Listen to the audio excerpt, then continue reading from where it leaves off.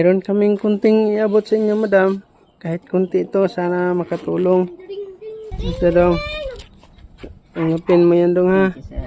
Sa makatulong yan sa pag-aaral mo.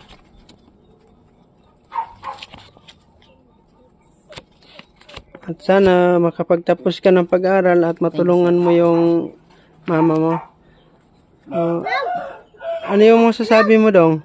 Salamat sir sa paghatag sa mga sir og gihimo ko nimo gi-appeal ko sa content sir og matagan. Salamat sir. Well, sir. Ma'am, last word natin ma'am. Ano yung masasabi mo ma'am?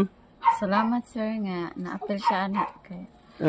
Dako na kay nang tabang biya pod. Sige ma'am. Sige, salamat. At salamat rin na share nyo yung story ng buhay nyo at yung story ng anak nyo. So, yun lang lahat ma'am at maraming salamat. Thank you sir. Sige po ma'am.